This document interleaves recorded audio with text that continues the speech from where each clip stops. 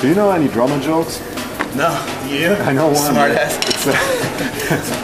It's one.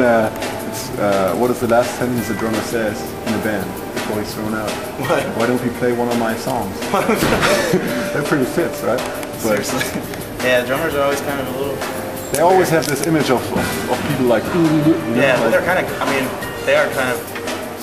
A lot of them are like really sporadic, kind of like high energy, high strung people. Kind of have to be.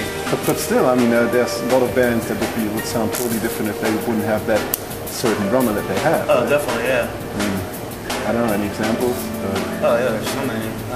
Deftones maybe? Oh yeah. Can't take a number out of that. Can't take anyone out of that. Yeah, there's a lot of it. And it's not always like how crazy the drummer is, or like if you can do the craziest shit ever. Sometimes it's like it's the simplest drum beats are like the best, you know? Keeping it together. Yeah, just or players that just like they don't really look like they're like amazing drummers, but they just have like a groove that really. I mean, your drum set isn't very big, right? Like not that Dredg is a metal band, but some of the bands you play with have drum sets that are like 10 feet long and 11 feet high and all that. We always laugh at those drum kits. You don't need that?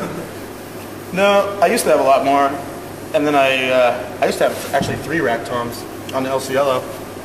Once you took everything out of front of your face, you know, it's kind of like once you get shit out of your face, you can focus more, you know. When you have all this crap everywhere, it's like you start like, I don't know. Dino's probably one of the more cultured people I've ever met in my life. Always passing along literature, films. Some of the best films I've ever seen in my life have been recommended through Dino. Any special things he needs to play well? A lot of fluffy towels.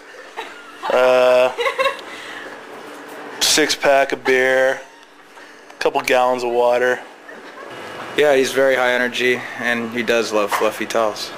I don't know if the drum tech told you, but every morning he has to get up really early, chop down some trees, and whittle drumsticks for Dino.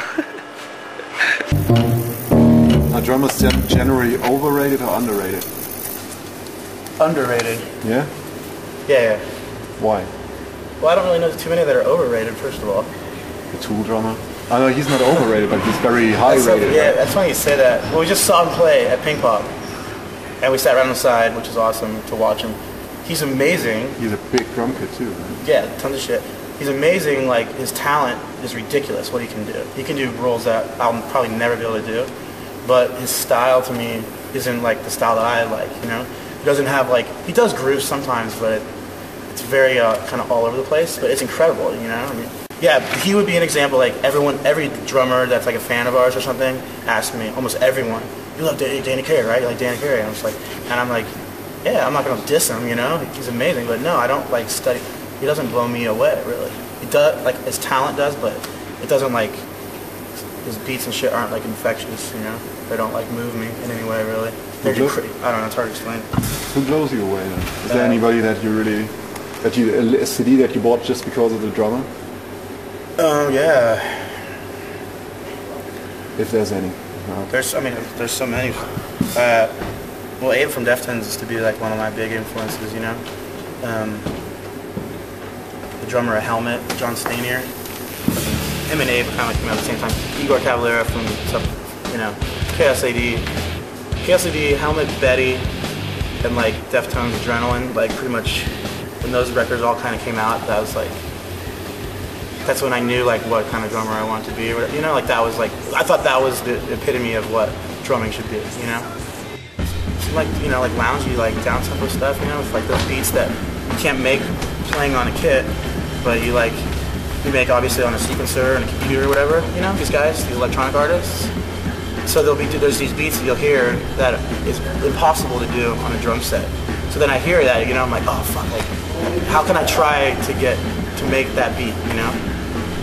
Because it's not like when you hear a record, you hear with the drummer, you hear the drum beat is doing, right? And you know it's obviously possible that some of these electronic records have beats and shit going on that you can't do on a drum set. So it's always kind of been a challenge of mine to like try to like figure out how to, you know, play like a loop or like play one of a sick beat from, you know, from like electronic record.